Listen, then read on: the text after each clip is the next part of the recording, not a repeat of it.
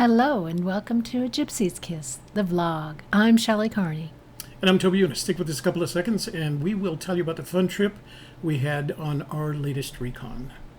Forgot to select that.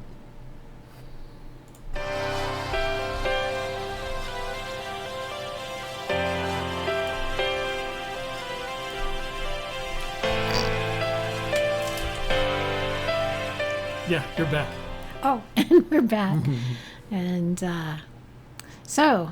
Wait. We're not back. We have to get back here first. I'm going to have to figure that little transition out just a little bit better. Okay, that was rehearsal. Thank you for joining us on our rolling rehearsal there. We hope that you will take a moment to give us a thumbs up on this video, like it, share it with your social media contacts, let them know we are live, and make sure you subscribe and click on the bell to receive notifications whenever we go live or release a video. And what's next? Housekeeping? You know what? I am just not paying attention here. There you go. Okay. There we go. Housekeeping. Thank you to our moderators, Jimmy Fast, Jolie, Wiki, Jason Eunice, Brian Eagle, and Eric Schmidt. Today's presentation will be followed by open Q&A, and you can ask us anything you'd like. The only thing I'm going to add to that is we have a special announcement at the end of today's program. So we'd like for you to stick with us until then. And then the second thing is we're limiting today's program to 1 hour, so make sure you get your questions in early. If we don't get to your question during today's show, we'll answer it once we're finished, if you'll add it to the comments box below this video. And there we are. And there we are. That's me and my husband and Chris D'Angelo. Yeah. We're going to talk about pictures today. I don't know if... whoa. Hang on. What are we hanging on for? We're hanging on because I don't have my screen in front of me. It says we're offline. Are we offline? Are you using the right RMP? Yeah, I guess so. Yeah. Okay. And we're back. And we're back again. Okay. Today we're going to talk about a trip we took on Saturday, and we wanted to share our search location with a new friend of ours, Chris. Chris D'Angelo. We're going to talk about him in just a minute. So I need to make another switch here to go back here and go to transition there, and okay.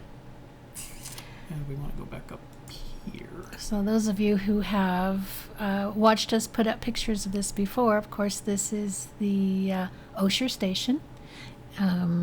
It's just at the border of Colorado, I believe. It's halfway between Antonito and Chama if you take the Cumbres and Toltec Railroad, and it stops there at the halfway point, Osher Station, for lunch. And there, we were a little bit early for lunch, so we took the opportunity to walk around and look at things. And you see Chris reading the sign there about the cattle pens, and Kevin's walking towards the other part of the buildings.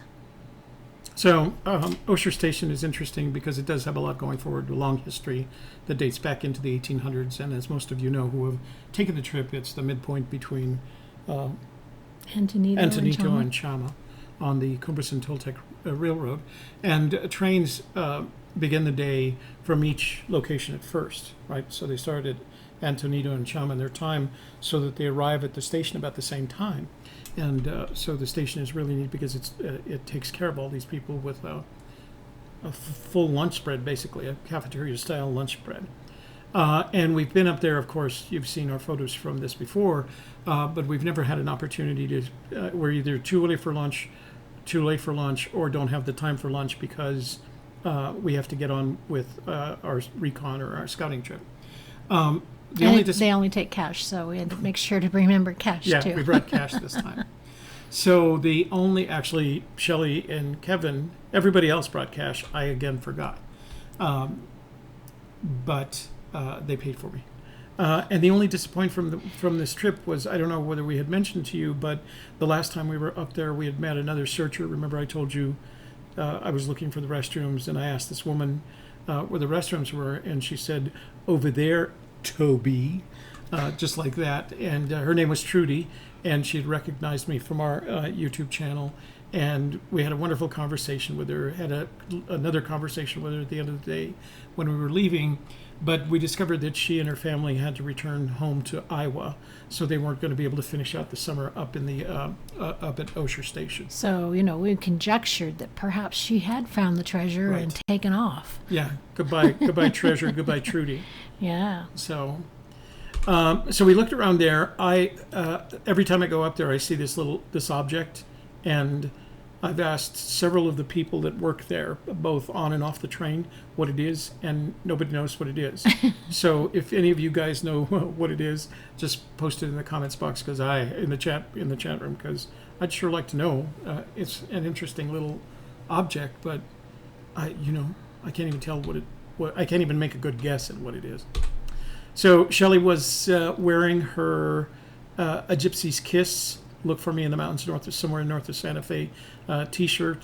Our logo is right in the middle of the O in mountains. And she was also wearing one of her good luck crystals. That's a citrine, right? Mm-hmm. And a citrine is for what? Attracting abundance. Attracting abundance. So we were ready for this one. You can see the clouds are gathering. This is one of those, this is one of those pictures I take that I think to myself, oh, this is going to make one of those interesting graphic images. And then when you're done with it, it doesn't make an interesting graphic image. So this leads to the cattle pens that were used at one time because people did move cattle on the trains to and from Osher so that it could be picked up by the local ranchers. I don't know if it's still being used. It didn't look used to me because those side rails, having grown up, spent my summers on a ranch, those side rails wear from the cattle pushing their way through to them. So I don't think it's in use anymore, but it's still up. It's not the kind of thing you tear down. Somebody else named Toby had been there before us and had the gall to carve his name into, well, it was just a log that was laying, not a log, but an old, what do you call it? Parking? No, the pieces of wood that they put under the rails. They have a name. Under the rails? Yeah, the wood things. The wood things. Railroads are made of. No, they have a name. Yeah, wood things. No, they're not wood things. Anyway, there was one on the side that had been weathered, and somebody had carved my name into that particular one. So we decided early on that we were going to stay for lunch, and got up there actually earlier. If you're going out for lunch looks like it starts at about 11:45, right? Yeah, that's when the crew that puts out the lunch, they eat first, Right. and then the train passengers show up Right. at that point. But they let us in as soon as they were ready. Served us. Like I said, you have two choices: choice of a meatloaf dinner and a choice of a turkey dinner. And then the salad bar is downstairs, and that's where also the really good cornbread is. So if you do get up there, Cornbread make sure, and beans in case you don't like turkey or meatloaf. Right. Salad bar is real good. It's a very filling meal, kind of a comfort food meal. So very good. It's $13. You have to have cash. They don't take checks or credit and debit or plastic. And that couple behind us was also visiting the area. They were in a Jeep. They weren't searchers. I don't think they went any further than the train station. So I think they were just touring. Didn't they say where they were from, or they were camped in an RV? They were camped in, and she told us where she was. Mogote. I don't remember. But they were in a big Class A RV and just touring the country. And I talked with them for a little while, asked them some questions, and just to see kind of what they were. Unfortunately, in order to balance the light, you can't see outside, but the view from those windows is just beautiful, and it overlooks the river valley that we do our searching in. Plus, on the other side, it's the hill where the New Mexico side of the train comes from. So whenever it arrives, if you're sitting right there, you can see the train coming around the bend. And it starts tooting its horn as it gets close. It's a really loud horn. It's not a very fast train because we saw the smoke from the train as it left Antonito. We were still about 3-4 miles outside of Antonito when it left, and we were there An hour Well, it wasn't an hour, but it was quite a bit. Yeah. Maybe 45 minutes. Yeah, we passed the before train. the train got there. Once we get to Antonito, we turn west on Route 17, and like Shelley said, the train had left Antonito. We caught up with it, passed it, made our turn onto the Forest Road, and that's an hour? How long are we on the Forest Road? Oh, I don't know. It's probably about 45 minutes. 45 minutes. Yeah. Got to Osher, and it was another 45 minutes before the train actually arrived. So there's a billboard between Albuquerque and Santa Fe, and it's promoting the Cumbres and Toltec Railroad, and the tagline is something like "Feel the wind in your face at 12 miles an hour." So it doesn't move along very. I thought quickly. it was like 30. No, No? well, the sign says 12. I'm sure there's points at which it says 30, but it makes them interesting. It makes But some it's a interesting beautiful process. ride. Yeah, It's it's a just beautiful ride. Slow. You'll actually get to see the river valley. You can't see as much of the gorge because it's further back from the gorge, but a lot of beautiful mountain scenery. A couple of really tall trestle bridges, wooden trestle bridges. So it's kind of an adventure. It's a lot of fun. It's not very expensive. So we strongly recommend that if you ever get there to either Chama or Antonito, take time to ride it. So these little cars contain water and another engineer, and each one of them follows the train in either direction, so that if they start a fire, if one of their sparks starts a fire, they put it out real quickly. So, but they're also mechanics as well, so make sure that nothing bad happens to the train. This is the one that's on its way from New Mexico, from Chama into Antonito, and then just a few minutes later the other arrived and filled the other track with the train that's going from Antonito to Chama. So this is what the station looks like. You actually, it's really kind of funny. You can't see it until you literally come down that last switchback down the side of a mountain, and then you see one corner of it, and then it fills out. It's a pretty good sized station. Of course, it's yellow and red, so you can't miss it. There's my new, it's not new, it's now had 2,500 miles on it. The Nissan on the left-hand side, so very nice. I took this picture because they name all their cars. All the cars have names on them, and Dalton is Shelley's maiden name. She's a former member of the same family that the Dalton gang was part of, and she and her parents used to rob banks. So, no, we didn't. Okay, so by this time we're down into the river valley. We've crossed the Rio de los Pinos. We're over on the other side. We're at our launch point, and we're 800 feet into our hike. And the reason this is important is that fence line that you see behind Chris heading off into the mountains represents the boundary between Colorado and New Mexico. And it continues on over to the river at a little kind of island in the middle of the river. So let me tell you about Chris. Chris is I'm going to tell a story. Is that okay? Yeah. Chris is a journalist. He represents Huffington Post Online. And Huffington Post had seen all the media activity in the Fenn search recently.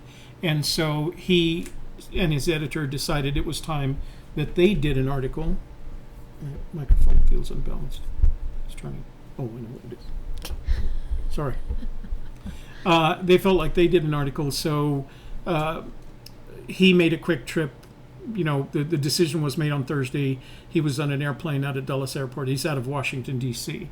And he was on an airplane Thursday night, got in Friday, did some interviews. Anyway, in the process, he contacted us. And so we get contacted by journalists once every, I'm going to say, on the average of once every 3 weeks. And one of the things they always ask is, we'd like to talk to you about the search, but is there any chance you could take us out on a search to see what it feels like? And I've always qualified them in the sense that I say to them, what kind of search do you want? Do you want a fake search? Because I can take you out of Santa Fe, 20 minutes out of Santa Fe, and we can fake it. or do you want the real search? And they say, we want the real search.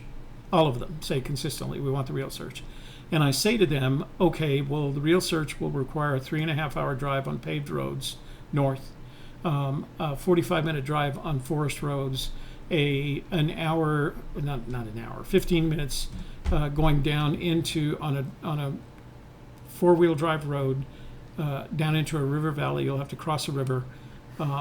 You've got to go to a launching point, and from there you'll have to hike about 45 minutes to where we're searching, and then we'll have to reverse the process. Nobody had ever taken us up on that offer. I don't understand why. But journalists being journalists, and sometimes having, especially if they're television journalists, they'll have a crew with them. So nobody's ever actually taken us up on that offer until Chris. And when I told him what we do and what we would take him on, his first reaction was, great, do I need any equipment? And I said, no, you don't. Dress comfortably and you're welcome to go with us. And he did. He traveled the entire distance with us, spent the entire day with us, starting at 6 o'clock in the morning. He met me at my place. At 6 o'clock in the morning, we were at Shelley's by, I had staged the night before. Oh, but I have to tell you a story. So the way I stage my trips like this is I carry a lot of safety, emergency, and survival equipment. We also carry a drone, some electronic. We carry a lot of equipment that you're not going to hike with, but I like to make sure we have for a variety of reasons. And when I opened my garage door, the first thing that's hanging there is a rack with my fishing rods on it. And he said, oh, you're a fisherman? And I said, yes. And he said, you're a fly fisherman? I said, yes. And he said, wow, so am I. I wish we could take the rods with us, but we really need to focus on this trip so I can get some material for my story and some pictures. He said he wasn't a photojournalist, but he did have a good camera with him and was an icon, and he knew how to handle that. So I said, well, maybe the next time you come back, I'll take you fishing. And I said, because honestly, I haven't fished this area either. We've been just too focused on the search. So he said, okay, no worries. I thought I'd let it go. So literally, the minute we got to our launch point, and I'll show you a picture, I think we have another picture, of what it looks like from that launch point. He looked down the river valley, and you can see, if you're a fisherman, you can literally see the holes where you can get some brown trout. And so he looked down the valley and he looked at me and he said, tell me again why we didn't bring the fishing rods. Like for the rest of the trip, the time we spent in our location, every chance he got, he reminded me that I didn't let him bring the fishing rods. So so that's an avid fisherman there, but he had a good time. So this is the point at which Warm Waters halts and where we start the additional trek. Now, the trek from this point is you go through 3 transitions, right? You go through this marshy area, and this is all marshy, and long grass, snakes. Yeah, and snakes. It has a lot of non-poisonous snakes, but I always kind of hang back for 2 reasons. One, I've got a bad knee and I'm kind of gimpy. But the other reason is I like to get the photographs. And all of a sudden I'd hear Kevin say, he'd poke around, he carries a walking stick, and he'd poke around and go, snake! And everybody would stop and he'd say, non-poisonous, not worry. And we go on, the snake would slither through the grass. So he was picking up all the snakes. But in this area, this is not rattlesnake territory. This is marshy. It's wet underneath your foot. You cross these numerous little tiny rivulets through the grass.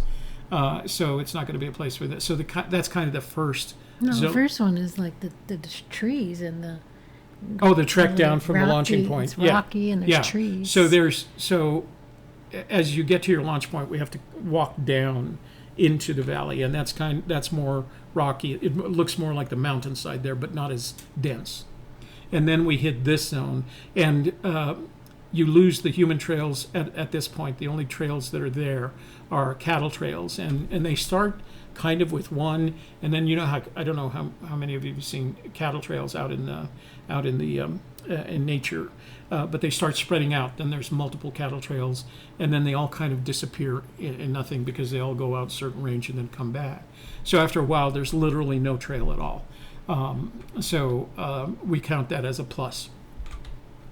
Then we get to the location at which we're looking for the treasure, and it's a lot like this. It's basically the entry point to the Toltec Gorge, and the other side looks like this. And I've been meaning to get a lot of pictures of this, so I took some time with this, and then I gave Kevin one of my cameras, and he went up to the rocky precipice on the let's see, it would be the south side of the river to take pictures of the north side, because that's kind of our target point. And as you can see, these kinds of locations like this, there's just lots of places where you could hide a treasure and your body. So at this point, Chris gave us the impression that his interest was the story, right? Just getting the story. He wasn't, and I promised him that I wouldn't say anything more about his story other than he's Chris D'Angelo, and he works for Huffington Post. But the whole time going up there, he was kind of hands in pocket, and he was collecting information. Every once in a while, I'd say something, or Shelley would say something, or Kevin would say something, and he'd take out his notebook and make notes. And didn't indicate any weird interest, Weird. Well, any unusual interest in the treasure. So we got to this point, and we didn't think we weren't planning to search. We were planning to host our guest mostly, to give him a real feel for what it was, and if he wanted us to cross, because that's what it's going to take at this point, we would cross. But he, unlike us, is long-legged. You saw he's an ectomorph, and he has these really long legs, and he's very athletic, and it's obvious that he's been in the outdoors. So all of a sudden he says to me, Shelley and Kevin had gone up the south side of the gorge, up the rocks that way to get some pictures, and he and I were kind of looking across the river at this point, and there's these boulders that go across the river. And he said, well, so where do you think the treasure is? And I said, we believe it's on that side of the river. And he said, do you want to cross? And I said, we hadn't planned to. We could if you want. He says, do you mind if I do? And so before I knew it, he had his backpack off. He handed me his camera, said, get some pictures. And he literally, for lack of a better way to describe it, bounded across those boulders to the other side. And then started looking at every nook and cranny he could find over there. But he didn't have any problems scrambling. Now, I don't know if you can see it in this image, but you can see something that looks like a belt around his shoulder. That is actually a barrel hoop, a rusty barrel hoop that he found on the other side of the river. As soon as he got over there, and he showed it to me, and he said, what's this? And I said, looks like a barrel hoop to me. And he said kind of the same thing that any of us would have said if we had found the same thing. What's it doing here? And there's no good answer for that. You can never figure out. So it could be that a barrel floated down there, hit the rocks, burst open, the hoops went one way, the staves went the other way down the river, and so that barrel hoop, because we're at a low level of the river, and it's especially low this year because of the limited amount of snow that we got. So he took that and he put it over that's again reflecting his dimensions. He put it over his shoulder, and he made the decision at that point that he was going to get it into his carry-on luggage and take it back to Washington, D.C. as a trophy of the adventure. So it was just a lot of fun, and he was really enjoying himself. So he thought that would have been a good place for that treasure to be, too. Yeah, exactly. Yeah, that's what he kept saying. Very disappointed that it wasn't there. It's got to be here. It's got to be here. So we just took some pictures of the area in different locations. Again, we weren't planning to recon, but this gives you a sense of the opportunities that we have when we get back up there at the end of August to look for a lot of things. These are some of the photos that I had Kevin take because I had never seen this particular side. I can't point it out. I don't know if you guys can see. Can they see the... At the I don't think they can. Center of the picture? Yeah, at about the center of the picture. I hadn't seen that side because it's possible to wade to that side. But you can see that the stream is relatively low, and it's got interspersed with boulders, and it gets progressively more as you go further east on the Rio. it gets progressively more like that, and then again it opens up into a flatter plain as it goes through Toltec Gorge. So these are just some of the pictures that I had that I asked Kevin to take while he was up there, just to give me a sense of the lay of the land. These are all the things that we use in additional research to get us, And then what was funny is I kind of turned around and Chris was, I don't know, halfway up one of these things, and I started shouting to him, "Remember, you're 80 years old," because if he could have, he would have scrambled up the side of that rock as he started looking at all these. He was on his way until the weather started setting in. Right. We had to literally call him back here. But again, I kept saying, "You're an 80-year-old man. Remember, you're an 80-year-old man." So I think that's when we decided what happened is the weather started going bad with us. We had kept it. We knew it was a possibility because Kevin, because he's our logistics guy, had checked the weather and the depth on the gauge over at Los Pinos, and we knew that the weather was going to come in. And by this time, I think it was probably 3, maybe 4 o'clock. It was 3 when the weather hit. Yeah. When we got back to the truck. And of course, we still have from our spot, we have a 45-minute to 1-hour hike back to the truck. Then we got to get through a 4-wheel drive road, cross the river, another 4-wheel drive road before we get back to Osher. And at any one of those points, if the rain had started, if it had started a downpour, it would have increased the risk. And with a guest and my 2 best friends with me, although I could have made it, you can always decide how to make it or when to stop. Well, they were all like, "Oh yeah, it's not that big a deal." And then we walked. We got back in about a half an hour to the truck, and then the wind just whooshed, and they were like, "All right, we better go. Let's go." Yeah. I was going to hide. I was planning to hide one of our Fenn coins up there, and had a big plan for it. The first thing that happened is I forgot to take it on the hike. So then I came up with another plan, and we got back to the truck, and I told everybody my other plan, and everybody said, "No, let's go," right? So I didn't get to hide my cone. We're going to save them for our next trip up there, and we'll hide them then. So you'll have. But now everybody knows where they're at. Well, that's good. I was going to tell them anyway, generally speaking. Listen, trust me, it'll be there for 1,000 years.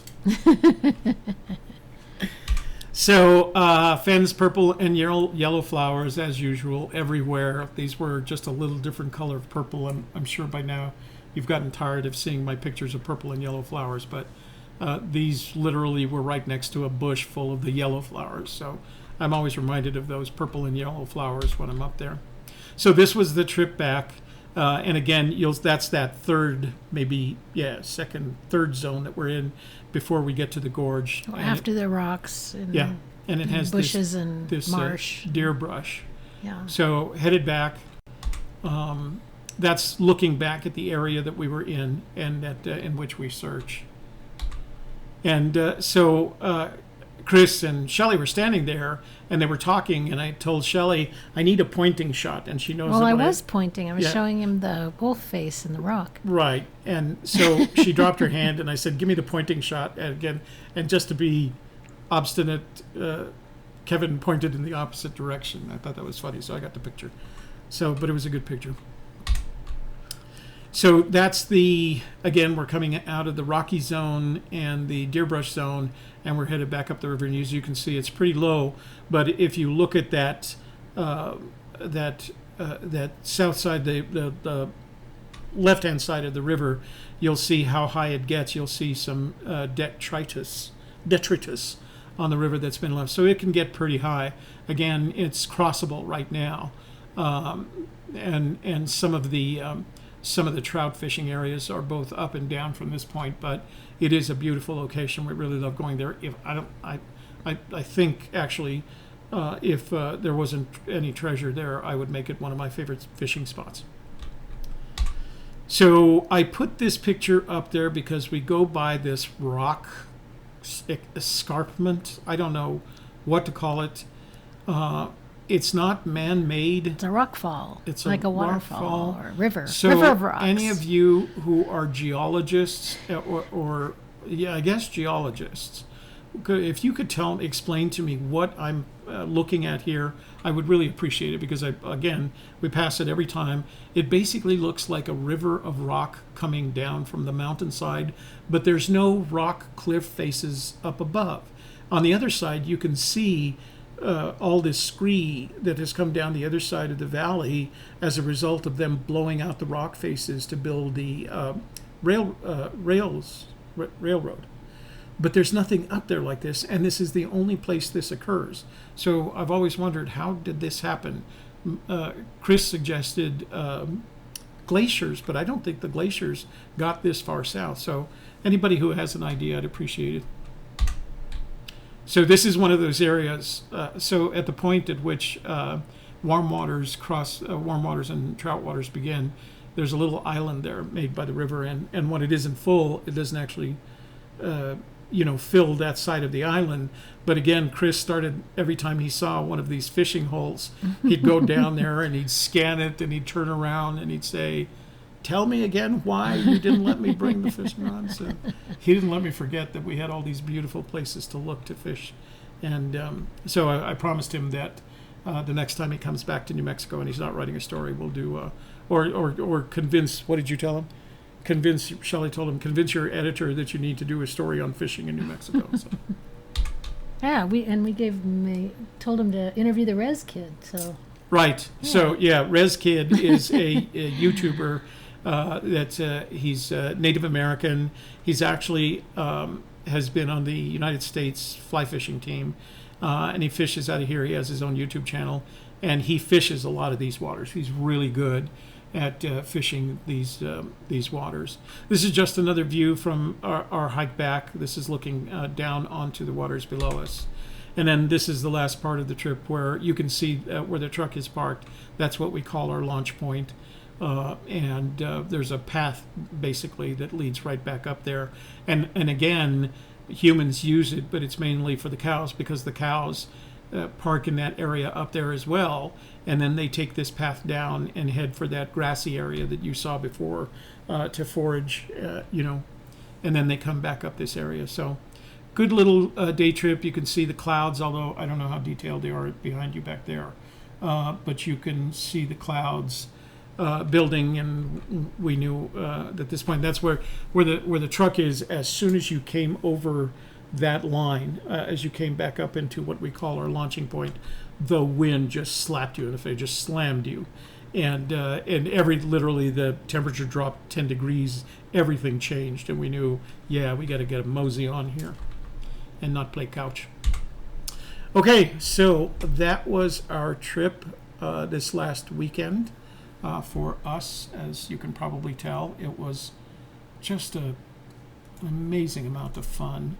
I need to change this first real quick, so you can talk about some stuff if you want while I do that. Okay.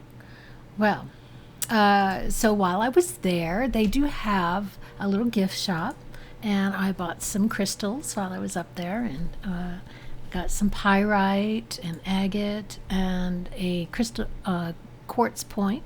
There is quartz up in these mountains. Kevin, when he goes up to that really high place to take pictures, he says he's standing on quartz. It's all just a lot of it right there. So that's fun. There's a lot of rotting logs up there behind where when we get to the mouth of the gorge there. There's a whole bunch of rotting logs, and it's not too steep for a while, and you can go up higher, and then it gets steeper.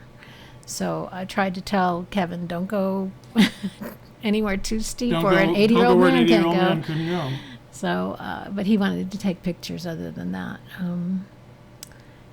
Yeah, it was really cool to find that, for Chris to find that barrel hoop, and I found a piece of quartz that I picked up. Yeah. So like I said, Chris will be publishing the article in HuffPost online. It covers a lot more territory than his trip with us. That was just part of it. So the story is not about us. He just wanted to get a sense of what it was like. He was a good sport. I got to say that about him. He's a great sport. He tolerated all my stories, and yeah, we didn't even have the radio on, so he got to listen to Toby's stories for 6-7 hours. 7 hours, yeah. Yeah.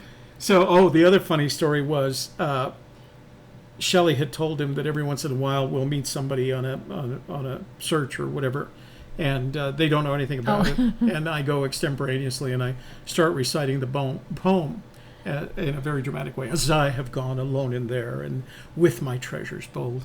And so we had told him that story, and he said, I don't need to hear it. I don't need to hear it. So we parked the truck as we crossed the river and went to our launch point. And he walked over and he looked down that river valley, and he said to me, so do that poem thing that you do right here, because that's the point at which you go like, oh, this is some damned interesting territory. So it was a lot of fun. And then on the way back, and then he started guessing at things. He's like, oh, okay, so Worth the Cold. Does that mean you have to cross the river? Right. So he got hooked. into it. He left, when I at some point, we were driving back after we dropped off Kevin and Shelley in Rio Rancho, and he and I were driving back to Albuquerque. And I asked him, so are you hooked even a little bit? And he said, no, I've got to write a story. I can see why you guys are, and how you have so much fun with it. So I think he got it in the sense that he realized that for us it is just a lot of fun, and that we're not, nuts. So we had a good time with him, and he owes me some pictures actually, because I shot some pictures of him crossing the river, literally bounding across those rocks.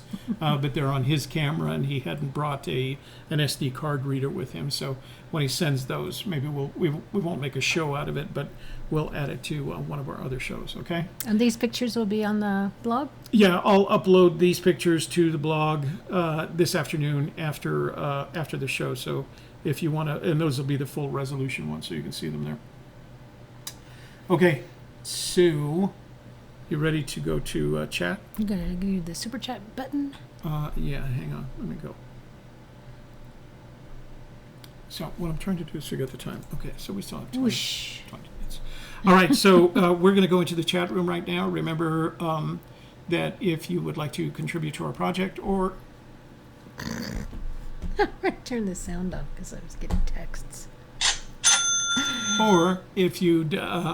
like to get a question highlighted and move to the top of the queue, you can use Super Chat to do that. We appreciate any contribution you make to our project. We're very grateful for you having done that. Okay? So I'm going to get out of that. I'm going to make this transition here. Just give me 1 second. And then we're going to go back to full frame, and you need to see the chat.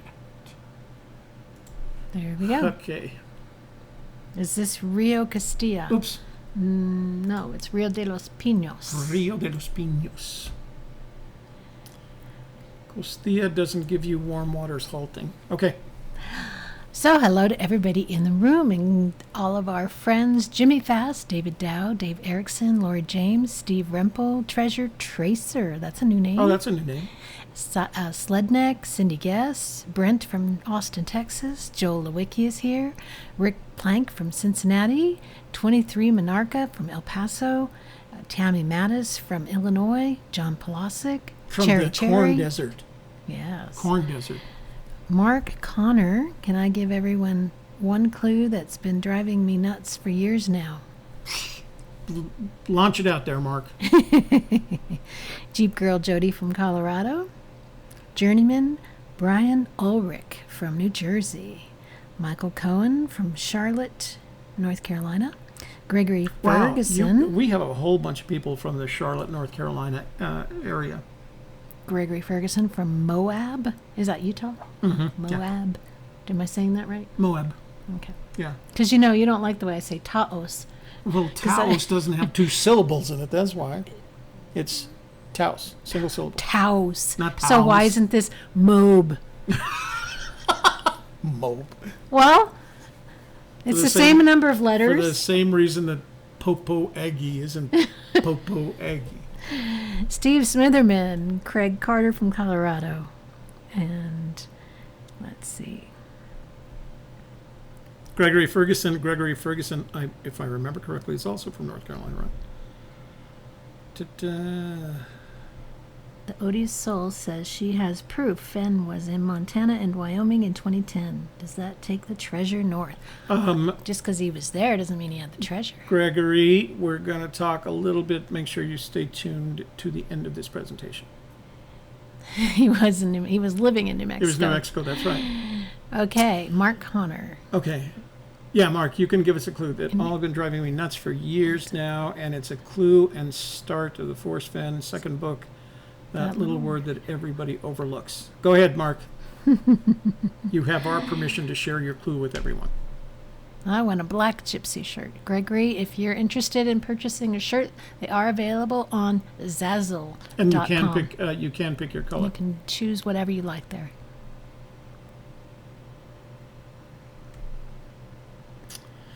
David Dow, Michael Only if Gypsy Jeff says it's okay. Treese. Yeah, yes. Mark, you can.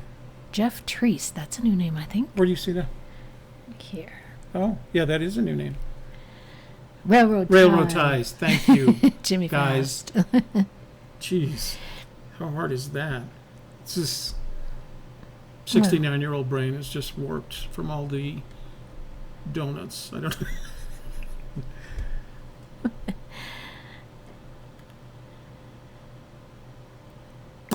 And Sean Martinez is here. Mary Green. Sean is just back from Boots on the Ground, just like we are. Just want Toby's opinion on how it makes a difference for him or not.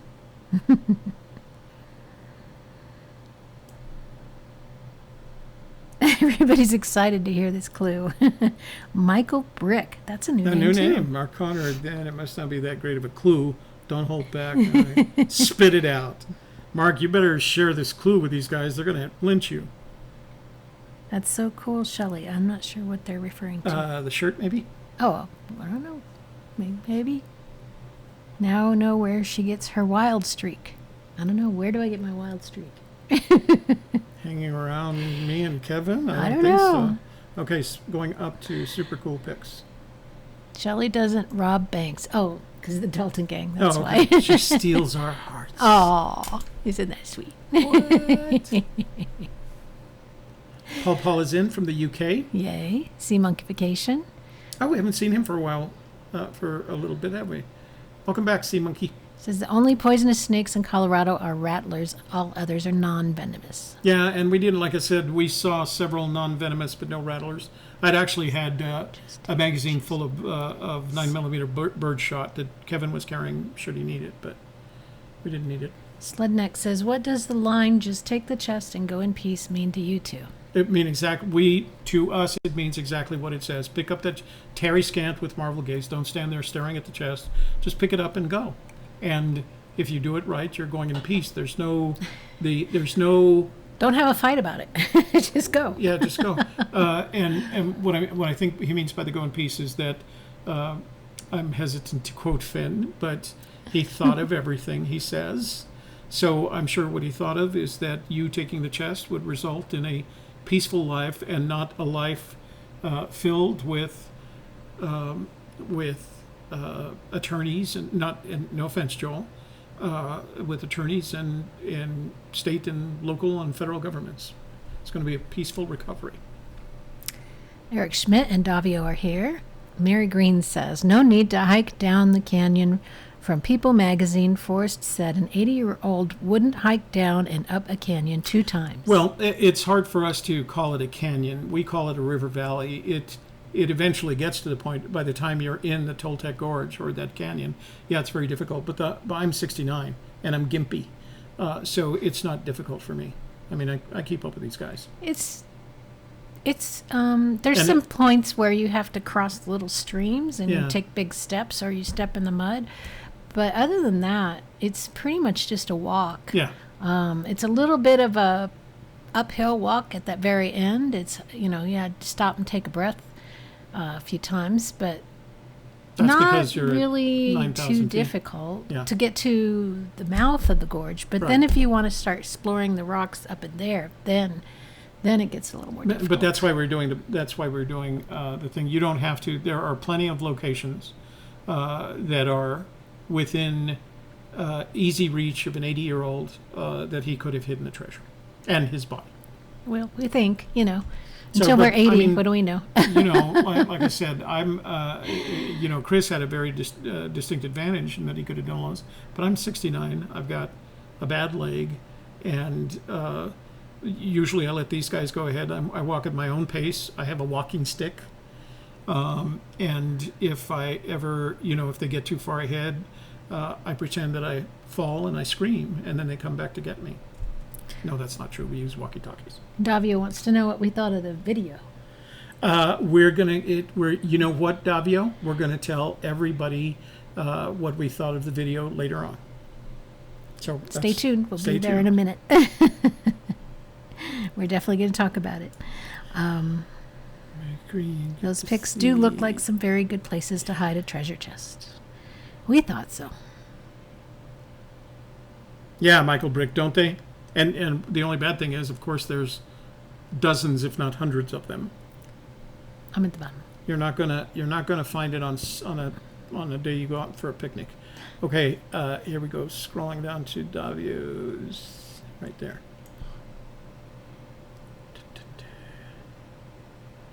Davio, you're not going to be able to share it here because the system won't let you.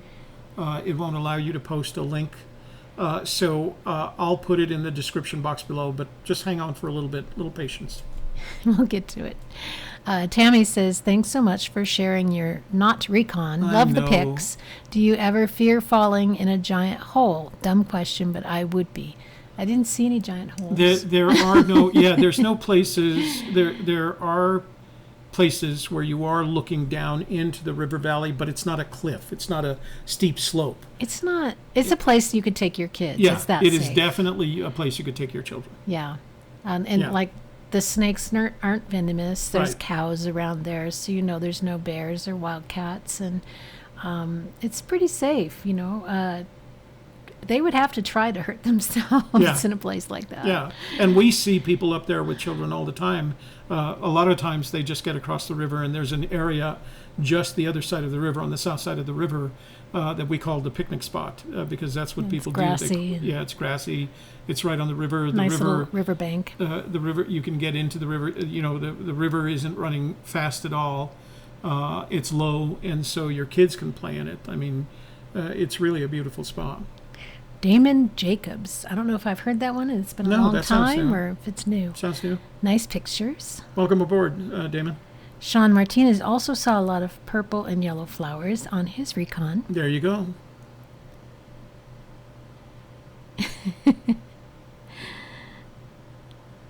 Mary Green says, nice, thanks for sharing. Arrowhead Junction in pursuit of Fenn's gold. That's a new name. That's a long name. The Rock Creek looks like a creek in which you will not need a paddle in order to go up. Great day out. Heavy loads and water high. Is this... Oh, we said that one. Lori James. Oh, somebody asked what river it is. Yeah, it's Right. Rio de los Pinos. I'm at the bottom.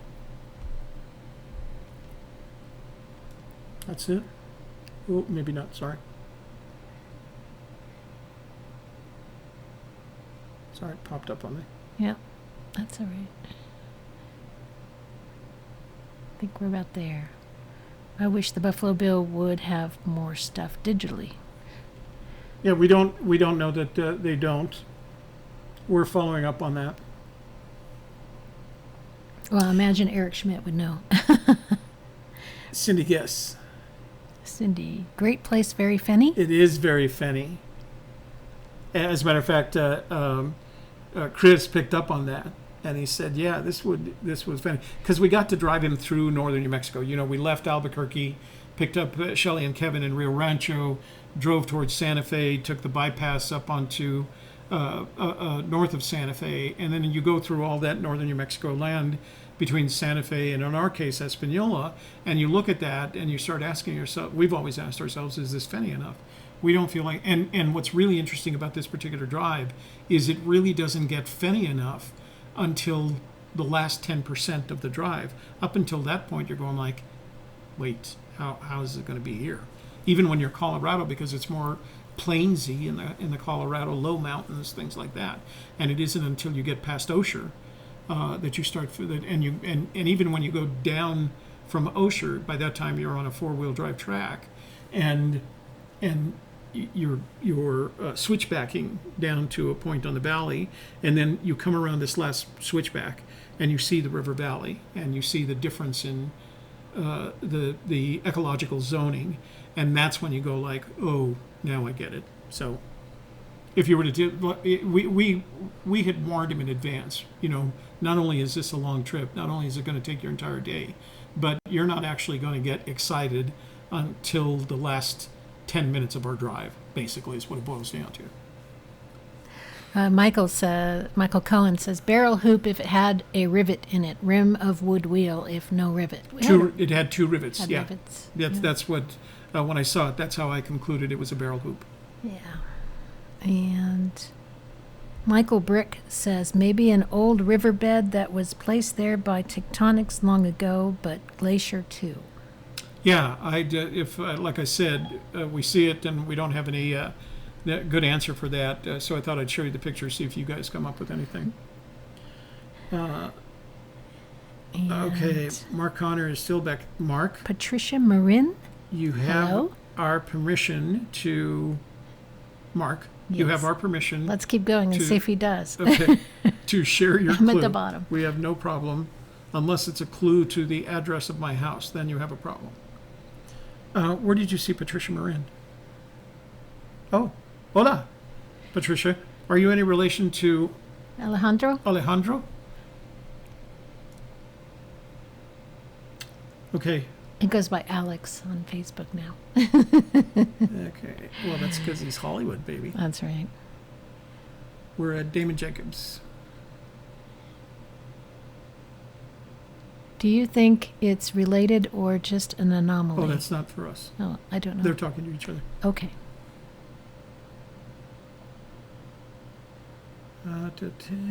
Treasure Carver. That's a new one, too. Oh, yeah. Wow.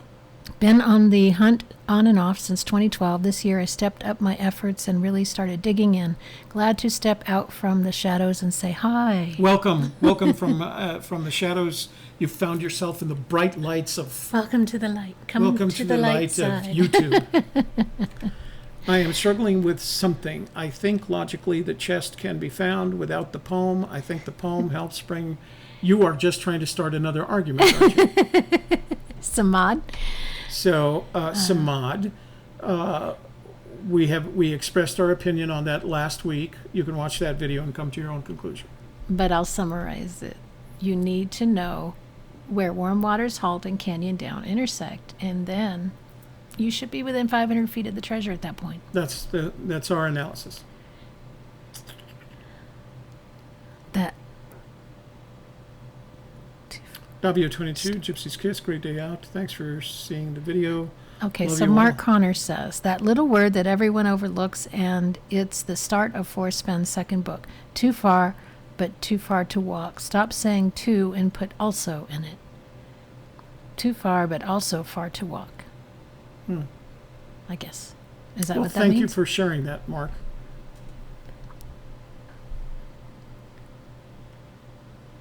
Dev JB, I'm not really here. Don't tell anyone. Okay. We won't. Oh, I think we just did. Great day out. Thanks for seeing the video. Love you all. Wait, Davio, you can't leave now. You've got to stick around till the end. We got another 6 minutes here. Alan K is here. Wait. What? Treasure. Been traveling for work. Sea Monkey Vacation's been traveling. Treasure Carver. How many Eric Sloan references do you think Fenn has in the poem? Home of Brown. Yeah, I think there are at least two that may not necessarily be references as much as they are connections to his relationship with Eric Sloan. Bill Kaiser's here. Joe looking untaken when I said not to take offense. Thank you, Joe. Brains and Beauty. You guys are a fantastic team. Is he talking about us? Yeah, you and all your brains and me and all my beauty, I guess. It's probably true, yeah. So did you find any blazes? It depends on what you think a blaze is. Yeah, exactly. Do you think that glacier rock river thing Looks is like a blaze? to you? Because it could be. Kevin likes it. I think it looks like a blaze. Let's see. ATK believed the canyon comment was when it was lost. He was referring to the Rio Grande Canyon, which is steep. And Craig, we think so too. We have no interest in going down steep rocky canyons, nor do we in this situation. We apply the Fenn was 80 claims he was 80 years old when he hit the treasure, and I'm 69, like I said, so we're not going to do anything crazy. Cherry wants to know what's the elevation. Well, at the elevation at the top of the gorge is conveniently 10,200 feet. We're at about 9,000 below the gorge there.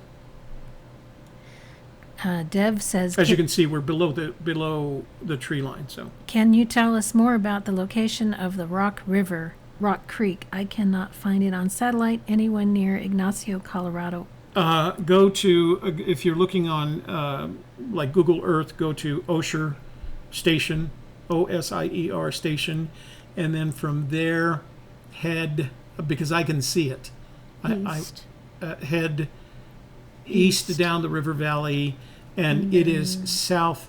Let me see. A little bit north, and then it goes down the river. You'll find the river. You'll see the river valley, follow the river down, and then halfway between what looks like our launch point or the river crossing, you'll be able to see that. And the river crossing and the Toltec Gorge, it's on the, that would be the south side of the river, the south side of the river, about halfway between the river crossing and the Toltec Gorge. I'm at the bottom. Is that it? Mm-hmm. Alan K. Okay, Alan K. God, every time I think we're done, we're done.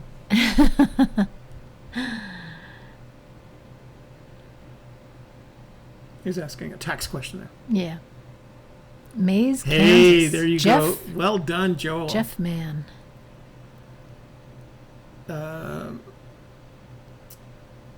Miwi. Nice pick. Stay safe. Bring a coat. Yeah, we do. Yeah, we do each time. Well, I don't think we brought coats this time. It was plenty warm. Oh, look, but I did bring a flannel shirt. What were Michael Hoole's final thoughts? You know what? I had invited him to be on the panel this week to talk about that, but we had to change topics, as I'll explain in just a moment.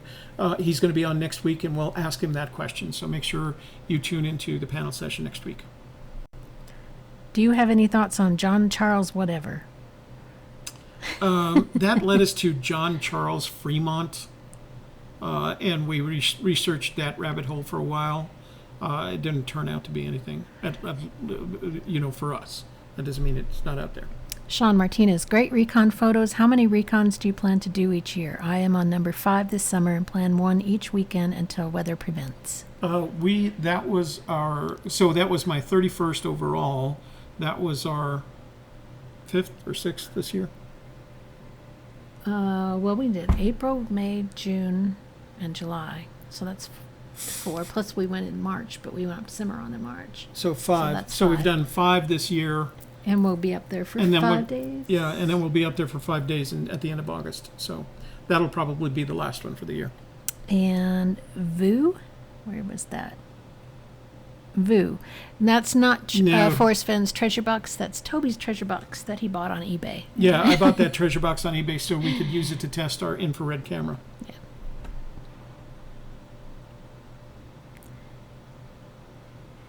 Rodney Greenway's here. 11 Bravo's here. Wow. Saffron's here. Treasure Carver. In the preface of The Thrill of the Chase, Fenn, where he's talking about Sloan, when he says, thought that up when he was 15, references Sloan's book. Oh, that's just a comment. That's Diary not a question. of an Early American Boy. Okay. Did Mark Croner ever share his... Okay, that's the bottom. This is it. We got to get going. AGK, Jenny asked if Forrest included... The reason his spot is special in autobiography. Yeah, we're actually going to address that issue in next Tuesday's vlog because I have some questions about that. So make sure you tune into next Tuesday. We're going to cover that territory because I have a question to ponder. And John Bobbitt's going out on a boots on the ground next week in New Bobbitt. Mexico. Hey, if you find yourself near Albuquerque, give us a call. Let's get together for lunch or coffee or something. Yeah. First clue. K-Pro just got in. She's late. Yes. No worries. Let's see.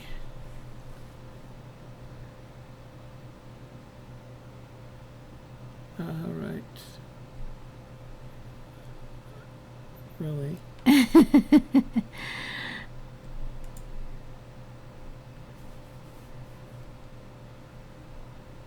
Chris Bischoff is here. Silver Forrest Fenn Treasure coin? Yeah, I think that's Chris. I think it was Joel the Wiki that did that, and Joel's in the room. He actually somehow managed to overplate the what was it? Is it copper or bronze? Brass? What is it? Whatever it is. And he plated it with silver, and I think he put it on eBay. Ours right? are copper. Ours are copper. Yeah, yeah. Who was that asked? Mark? No. Who asked about the coin?